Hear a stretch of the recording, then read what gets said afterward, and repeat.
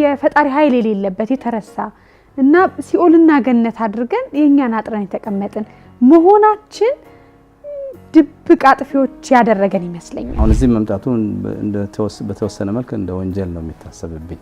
ወይ ለምን መጣው የት ሄዳለው ነው።